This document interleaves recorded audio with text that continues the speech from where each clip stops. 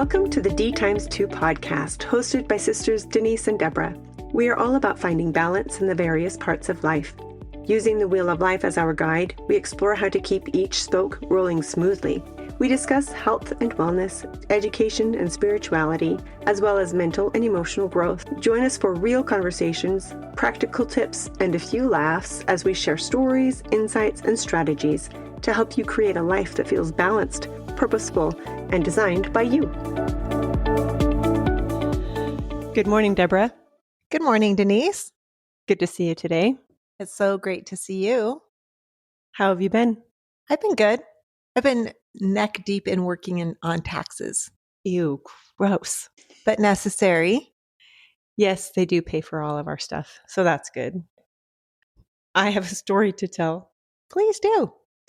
So we've had some pretty strong winds around here lately, like 40 mile an hour, 60 mile an hour, like windy craziness.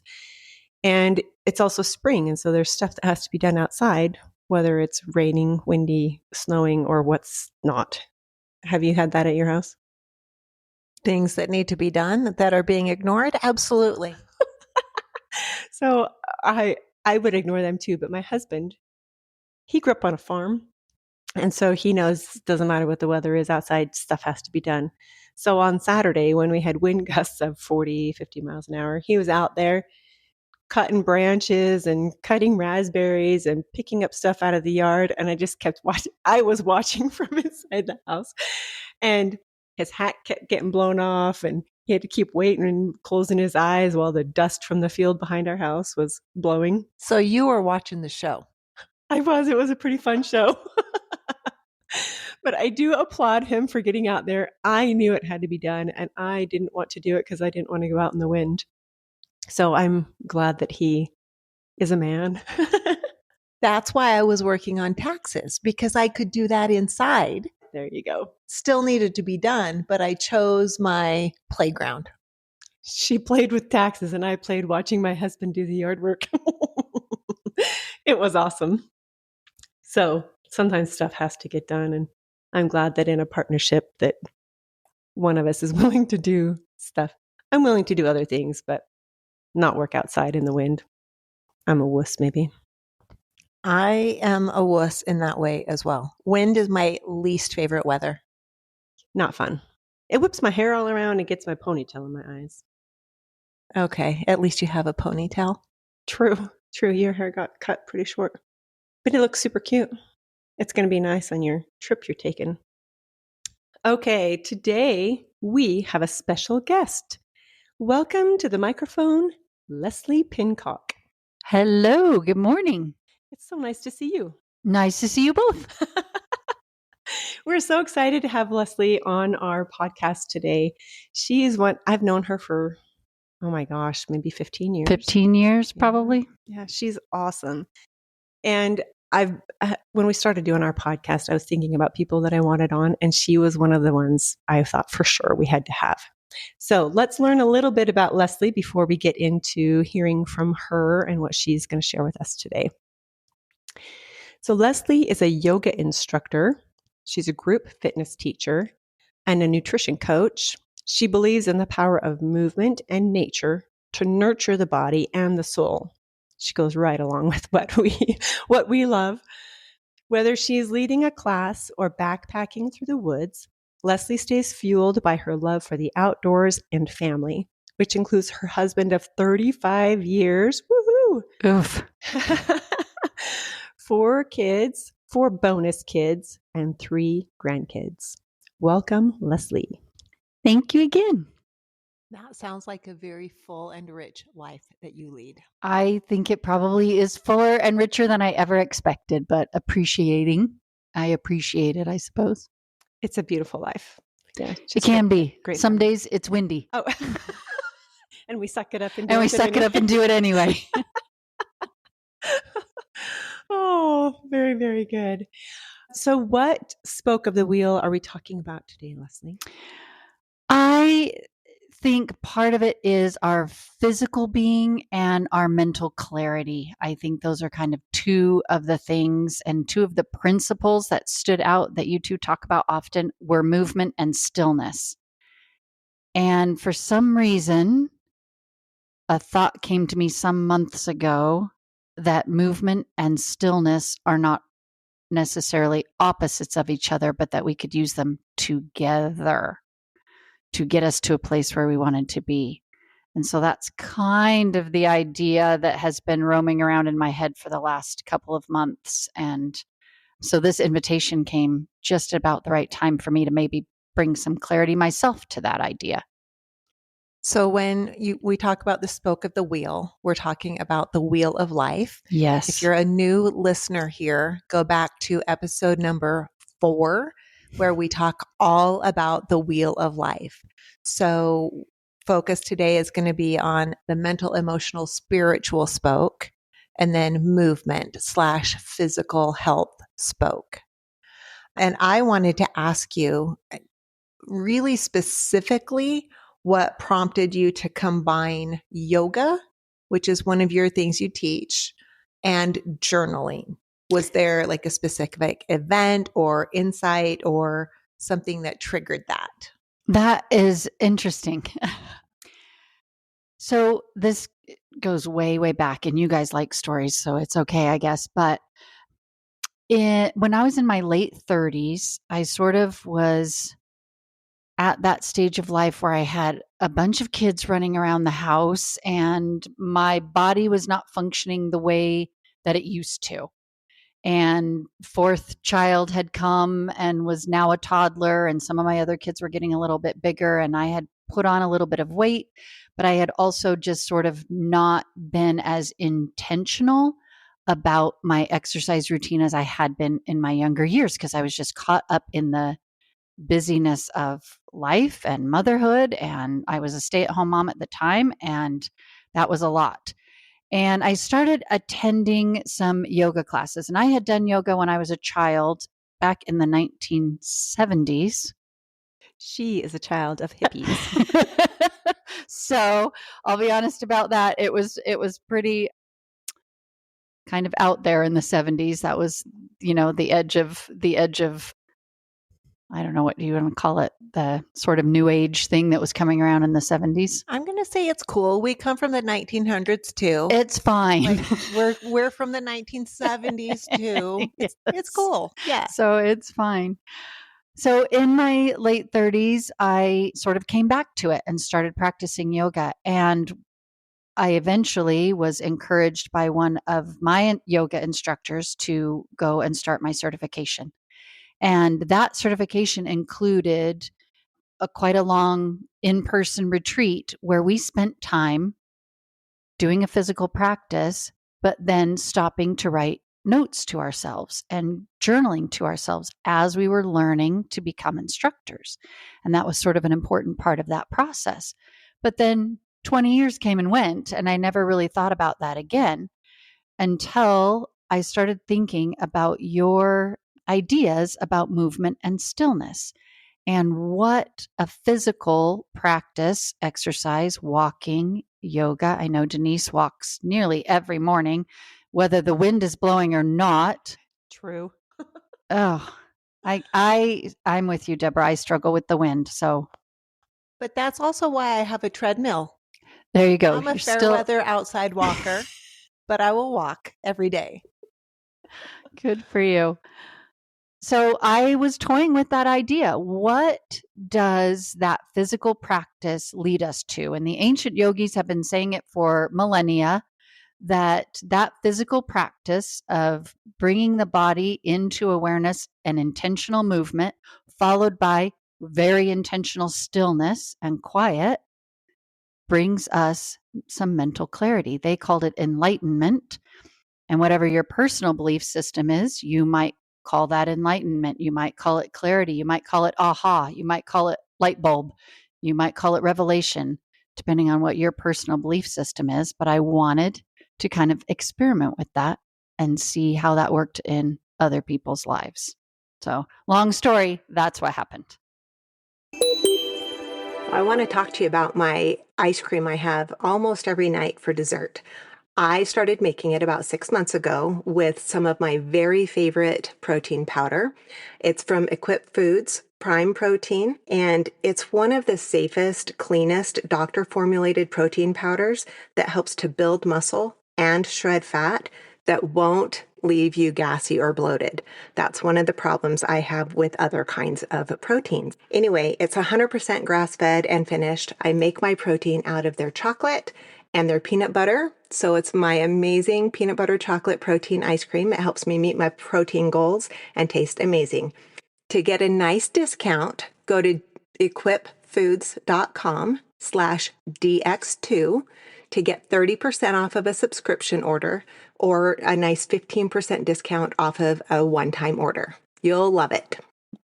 So your love of yoga and mindfulness kind of brought you to create a class, right? That's what we're talking about, is your class that you created. And we did a test class last week, and I was privileged to be a part of that. And it was awesome. Like, I have done yoga before, but never that kind of yoga movement. And then you're still and you're breathing and your mind is just open to what the universe wants to give you. It was really awesome. Good. I'm glad you had that experience. That's what I was hoping to find. And we were able to do a little bit of visiting in the small group that we had. And that seemed to be generally everybody's experience. Yeah. Was that it gave them that clarity and thoughts come, and it was really powerful. Yeah. Well, good. I'm glad you had that experience. That's what I was hoping for. It was great. Can we go to another aspect of your life real quick? Of course. So we talk a lot about balance in our podcast. So what are some of your best practices for balancing a husband and children and grandchildren and other family and work responsibilities? Like, how do you find what are your practices for doing that?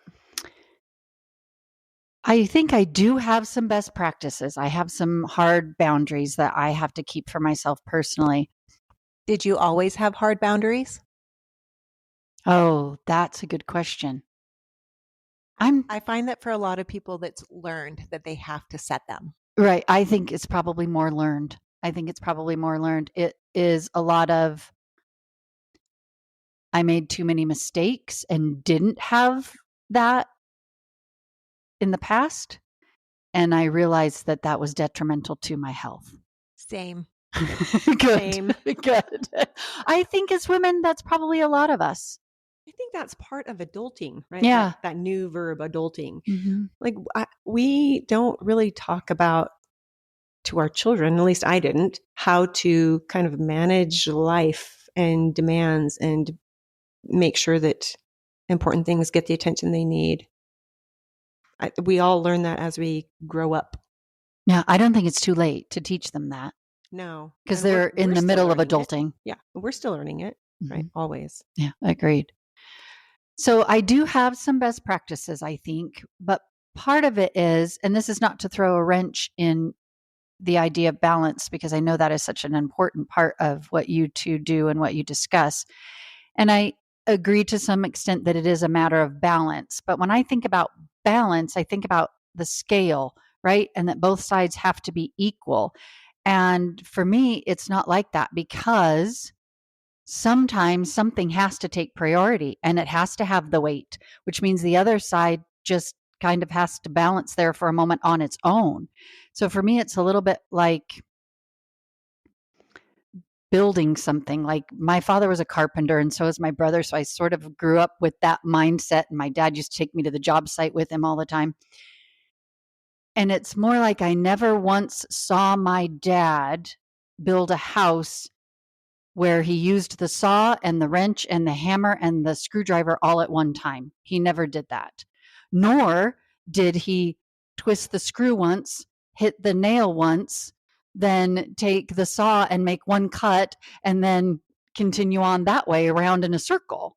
I love this analogy you're giving because we absolutely do believe in balance, Yeah. but we also can't multitask. You can only function or focus on one thing at a time. Right. But the goal is that you're continually reassessing the different areas and focusing on the areas that take priority. Yeah. And then there are others that are in balance. They're good. They're humming along. They can take a back seat until it's their turn again. Yes, exactly. Thank you, Deborah. Yes. That was great. So for me, it is a little bit like that. It's what takes priority. And I think that's one of the best practices. You just have to know what your priorities are. You have to know what is the most important. Where's your why? Where is your here and now? One of the other things that I have to make sure I do, and this is partly because I work from home, not my teaching practice, but I have another job and it is remote. And I have to make sure that there are time blocks set out for that. And when the time block is over and it's time to switch to something else, family time or personal time or whatever that is, there has to be a hard set as best I can time to shut that off. And part of that is making sure there's some sort of, I don't know that I know the right word for it, but ritualistic transition. For instance, when it's 5 o'clock in the evening, that's when I shut down work. I physically close my computer. I stash away my calendar and books and things that I use for work so that it's out of my sight line. That's part of a ritualistic transition that I make to this is now my personal time. And emails and texts will still come through. And you flag them and you star them and you wait until the next day. That's good. That's good that you can do that. I remember as a young mom, and maybe you did this too, there were times in the day that you did certain things, like you clean up before lunchtime, you clean up before dinner time, you do baths and teeth and jammies and stories before bed, kind of the same kind of ritualistic thing. You're switching gears and doing something else. So it's kind of the same concept as an adult when you don't have kids in the house and you work from home or you do anything else like that. The ritualistic shifting.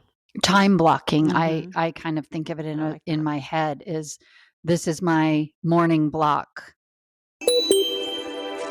Let's talk about colostrum. It is a hot topic in the world these days. We're going to talk about Equip Foods core colostrum.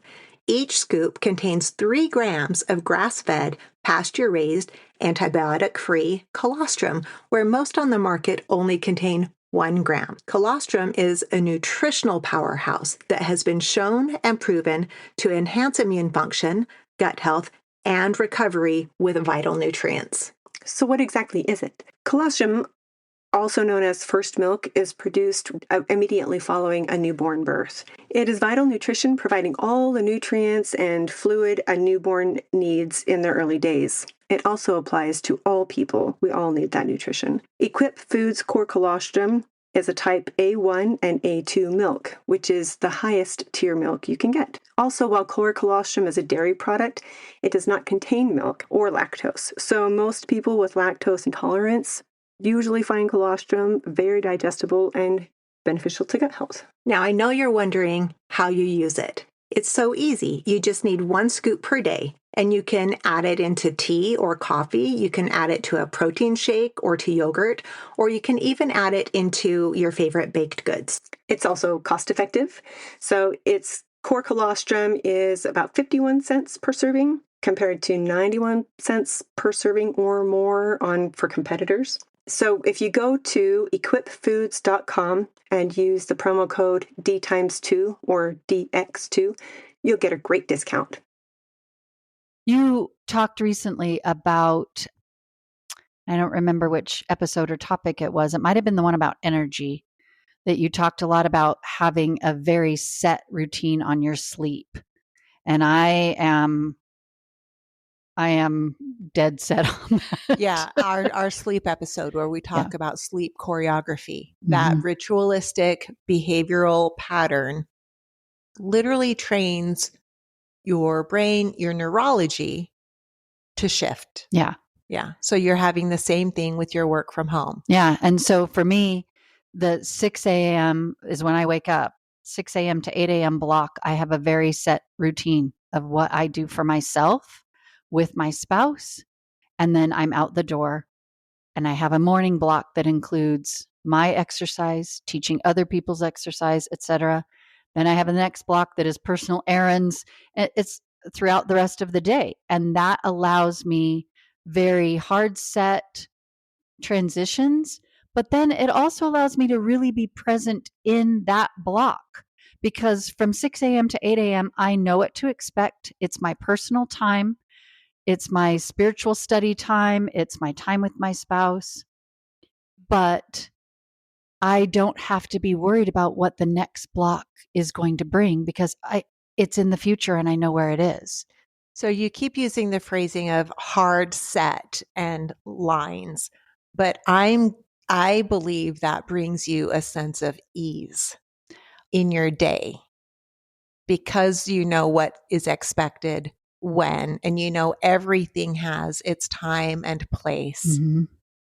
So I do. And obviously it's not so rigid that I feel like if I don't get to something right at its block, that it's going to throw my entire day off. It's not like that. It's just more giving me the opportunity to stay relaxed and focused on what this time means to me, so that I can be present in that moment and not be thinking about what's next on my to-do list, because that will come and I'll get to that set. I'll get to that place. I love that. I love that you use that kind of a schedule to be present. I think our presence is something that we kind of miss out on with our high-tech world. So presence is huge. Be there with the person, or be there in the place, mentally, physically. You're there. You ever sat with somebody who's with you but not with you? Like their brain is somewhere else and you're like looking at vacant eyeballs. That's not fun. It's not. And I think we do that to ourselves, even when we're by ourselves. So if I'm running my own errands, or I'm doing my own workout, or I'm working, so it means I'm sitting at the computer and answering emails or whatever the thing might be. If I'm constantly thinking about what's next on my to-do list, I'm not present in what it is I'm doing right now. And for me anyway, those sort of little boundaries give me the opportunity to set that to-do list aside so that I can focus on where I am right this moment. If I'm exercising, I'm exercising. I'm not thinking about the email. Yeah, that's perfect. I love that. It works sometimes it fails. But life is life. We're not looking for 100%. We're looking for a good solid B plus. But yeah. Like B's are good in life. Yeah. Direction over perfection, we often say. But even with the very best set intentions, sometimes a wrench does just get thrown in the works and we have to adapt and respond. We do. But you got the basic outline of Yeah. how things should be going for the daily ideal. And then there's always Fridays, where I do not schedule anything. Beautiful. That's Friday beautiful. is roll with the punches, go with the flow, dream, analyze, sit, write, whatever happens. I was talking to someone who does that on Tuesdays, and I thought, Tuesday? A random Tuesday? Are you kidding me? That's spectacular. Yeah, that's crazy. Friday makes more sense. Yeah. But do what you have to do, or what you want to do. Design your life. That's really what we're all about, is designing your life on purpose. And your day, your week, your month. Like intention, I think, is probably what drives me the most to be a little bit more best practices being standardized. Intention is kind of what the wheel of life is all about, being intentional about your life. And that's how we find some sort of balance. Even when we have emergencies or something that needs our attention, we still have the balance. Yeah. Because we live with intention. Yeah. And I think that was something I was missing in my younger years. I was kind of running around a lot, putting out fires, rather than keeping everything smoldering. And then when you need it, you come over here and you blow on it, right? You get that flame up while you need that one. Everything else maintains a nice little smolder. Instead of going around and trying to put out all these fires because everything was kept flaring up and I wasn't being as intentional or focused as I should have been.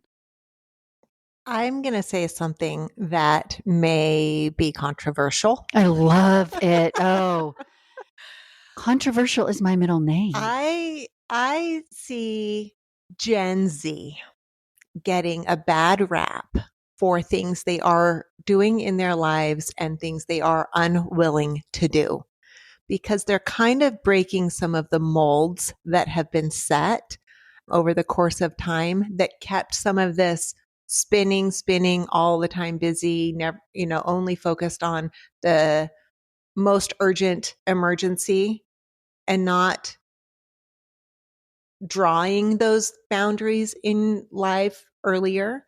And I don't know if they're doing it because of observation and learning from their elders as to, I don't want to do that. I'd rather do it deliberately this way.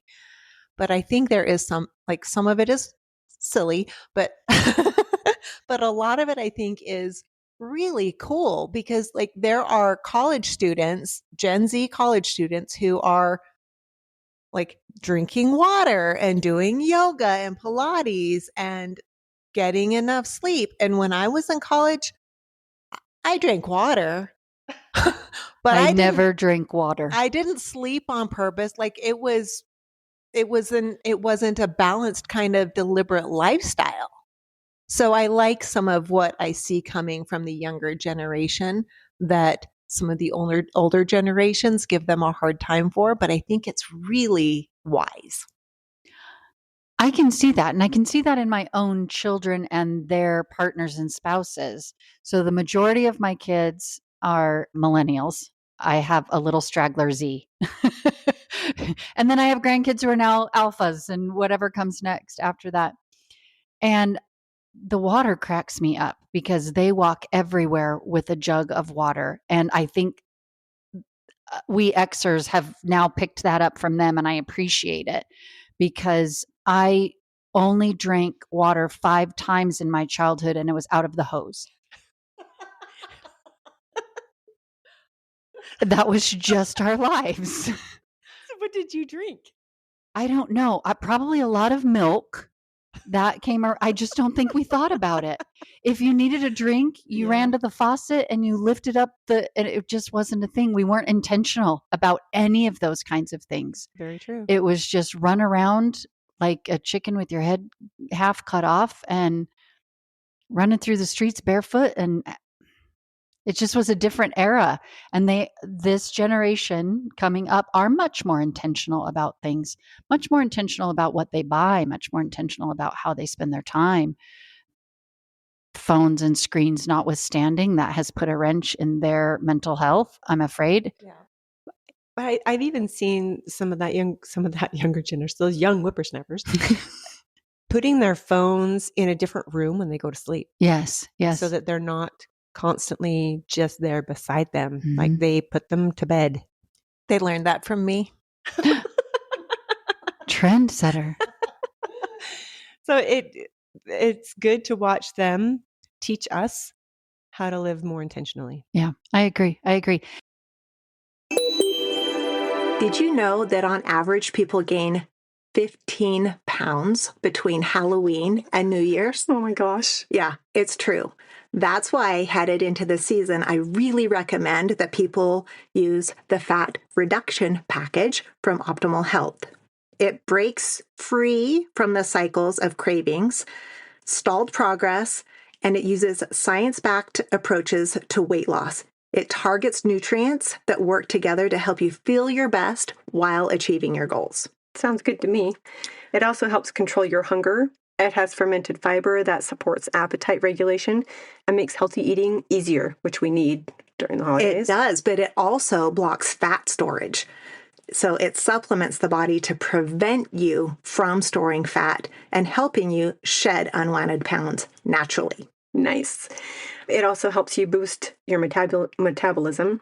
Lipase, patented chromium, and herbs like berberine. Berberine is all the rage, right? Yep. Helps metabolize fat and sugar for sustained energy. So it's a complete balance of pure protein, essential fats, and carbs that simplifies balanced nutrition while supporting weight management. You can get your fat reduction pack at optimalhealthsystems.com and use the code D times 2, that's DX2, to get a great discount. And there was something in the 1980s that I think it partially was because, especially with women, our mothers did not have as many choices to make as we did. There were a handful of careers available to my mother and grandmother. Other than that, they were intended to stay home and take care of the home. And there's nothing wrong with that. I did that for decades, and I'm glad I did. But growing up in high school in the 1980s, it was very much, you will be a professional woman and a mother and run a household and be the CEO of a company. And the 1980s very much sold us that you can have it all. You can do it all. You can do it all. It turns out that is true. You just can't do it all at once. Right. That's true. And that, like, the kids coming up, the young adults coming up are realizing that and shifting that back to normal. Yes, which is back great. to more intentional, more balanced. You talk about your spokes on a wheel. If one or two of those is too long, your wheel is going to go, I'm sorry for this on a podcast, blah, blah, blah, blah, blah, blah, Yes. and you will Yep. not be rolling smoothly down the road. And so it's okay if some of those spokes need more attention on occasion, but you have to find that sort of rhythm in your life where you're on and off, but not all on at the same time. Yeah, it's impossible to be all on at the same time. You can't give everything 100% all at the same time. Everything will get 10% or 15%. Yeah. And there's times when you might have to give something because maybe you have a crisis. Maybe there is an emergency. Maybe there's something in your personal life or family life that comes up that needs your attention, or something at work that's due right now and it needs your attention. So you give that your 95, 100%, but only for a time. A time or a season. So I want to just circle back around and bring us full circle with the yoga, stillness, mindfulness, movement, connection.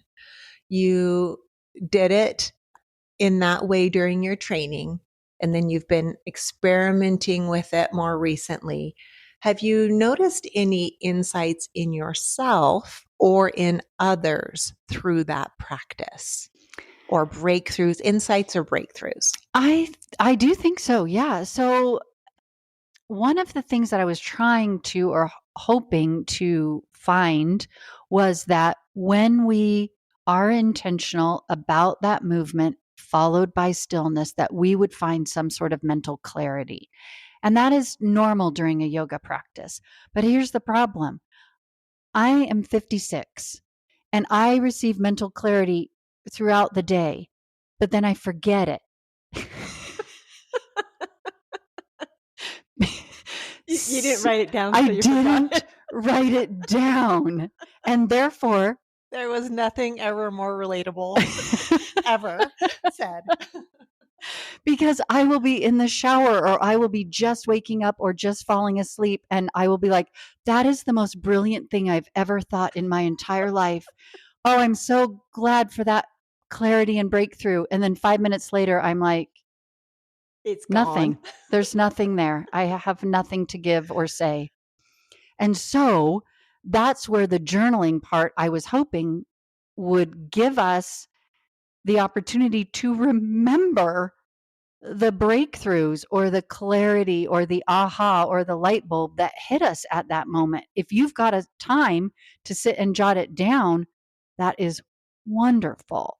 And so as we spoke with the small group who did this practice a couple of weeks ago, we found that the first time we stopped our movement to take a little break and just write it down, some of the feedback I got was ideas were just running through my head, but I had a pen and paper. And so I jotted down all of those ideas. And that was our intent, was just to jot down the ideas, not try to dissect them or make them anything that they weren't, but simply just write them down. Then we went back to movement. Then we went back to stillness. And maybe one of those things stood out at that point. And you could maybe start to develop that idea a little bit and move a little bit in that direction. I don't know what Denise's experience was because we didn't share too much of what we actually were thinking. It was really interesting to do that kind of a practice. I've never done that before. To do some gentle yoga. It turned out a little, my body actually really needed it. My hips were sore because we did some hip stretching things. And I thought, I don't think I've ever moved my hip like that before in my life. It was awesome. I'm going to have to do that some more because I feel a difference in my body. Anyways, so we did some gentle movements and then we'd hold a position and breathe. And our minds could be still and just focus on nothing or our body or be open. And it was really eye-opening. Now, part of it, you said in the class that there was some science behind the movement and the breathing and then being still. Do you remember that? Yeah. Do you want to share a little bit about what that science is for? So a lot of the time, and we talk about this all the time in our society, that fight or flight response, right? That we spend that time sort of in that elevated awareness, which is not a bad thing. It is part of what has kept Homo sapiens alive for millennia. Running from tigers, lions, bears, whatever, the other men, whatever the thing might be. Even motherhood gives us that need for heightened awareness and perception because you have to be vigilant when you have a baby or a toddler in your home. For sure. And that is not a bad thing. So that fight or flight response of the sympathetic nervous system keeps us safe. It keeps us aware. It makes sure that we're getting what needs done. We're hunting, we're gathering, we're lighting the fire. But there's a time and a place. It shouldn't be always on high alert. Exactly. We cannot always be on high alert. And part of the problem is in our society, we have not learned, our bodies have not learned yet to distinguish real stressors, like I need to go find food or there is a tiger chasing me, versus I'm stuck in traffic or I just read the newspaper or whatever other stressor might come your way. Our bodies don't distinguish those very well. And so we stay in that heightened awareness, in that fight or flight response too often, too long, where our cortisol is raised and our adrenaline is too high. I'm going to say we actually have recently, it hasn't dropped yet, but we've done a whole podcast about the adrenal glands and that heightened stress response. Wonderful. And how to manage it. That is perfect. That is perfect. One of the ways we manage that is to systematically take time to move our body from that sympathetic nervous response into the parasympathetic nervous response, which is sometimes called rest and digest, sometimes called feed and breed. On a podcast, you can't see my wink, but it's there. She's winking. So that is the time when we can pull back from that heightened sense of awareness and heightened sense of stress response and let the body digest and rest. And what that does is slows the heart rate, drops the cortisol, raises your good feel-good hormones, your dopamine, your serotonin, brings those up and gives you that mental, that's part of what gives you the mental clarity. But it's also part of what lets your respiratory response slow down. Let your digestion start to work instead of, if you're trying to save your body from imminent danger, the last thing your body wants to do is digest food. So it shuts all of those things down. And it just brings to the forefront what you have to get done right this moment. And this just allows, so part of the science behind that is eliciting that parasympathetic nervous response to give your body time to heal, to digest, your mitochondria to wake up, Power back up. power back up again. Yeah. And so that's part of it. Never beat a dead horse. That saying has been around for a long time for a reason. People that are drinking energy drinks all day long just to stay functional, that's what they're doing. They are beating themselves up like they were a dead horse. We got to stop doing that. The only energy drink that I recommend to my clients is Update. It's clean energy without caffeine, so you don't have jitters and chaos and like the problems that caffeine causes in the body. And it also helps to give you focus and a clear mind. It's really the one I use and the one I recommend. To get a discount off of your order, go to drinkupdate.com and use the code DX2. That's D times 2. That's us. So drinkupdate.com, and then the code for your discount is DX2. So are you going to do more of those classes? I think so. I've been exploring different ideas in movement and yoga to just find what resonates with people, but especially, and this is too far of a detour, but you can handle that in post edit. I am a postmenopausal woman. Same. And that is a different stage of life than I have been offering exercise and yoga to this point. Yes. And there's completely different needs. Completely different needs. Yeah. And so different bodies in different seasons need different yeah. things. And that includes me. Yeah. That includes me. And the person I was 20 years ago and the people that I was resonating with 20 years ago, wonderful. But now we are grandmothers and we are in our 50s and we are in our 60s and 70s. And just what we need and what resonates with this time and season of our lives is different. You don't need to be doing burpees and box jumps. You can if you choose to. I will do the occasional burpee, but I really have to be in the mood. But not a full class of it. Not a full class of burpees. So I just want to say one of the things you said with the practice of the yoga and journaling, the movement and stillness, was when the mind was opened up and allowed to just roam, and then you would write things down. You were just writing the ideas. You weren't delving into them and problem solving. It wasn't the time or place for that. It was just receiving the idea, taking note, and moving on. A little bit. And I didn't look at what everybody, wrote down in their personal journals, but Sure. that was sort of what the idea was, is when you have that moment of quiet and stillness, there is a little bit of, oh goodness, this would be interesting or that would be interesting, but you don't have time right then to delve into that. But maybe you take a look at it a week later, Right. and see what might take priority right now. And the other ones can kind of sit on the to-do list for a little while longer. Yeah. And just simmer. I love that. I love that whole concept. I think what you said, you come back to it a week later or maybe a month later, your brain has been working on that thing the whole time without you doing anything. So to write it down and then maybe put it away and then revisit it, you will get more insights from it than delving into it right away. Yeah, I think so. Sometimes things need to simmer or percolate in the background just a little bit before they're ready, like a good soup. Yeah, like a good soup. Yes. Your subconscious is always working on stuff, always. So I like that a lot. Deborah and I have talked about doing retreats. We have. I think it would be so fun to incorporate what you've done with journaling and meditation and yoga into that kind of a retreat.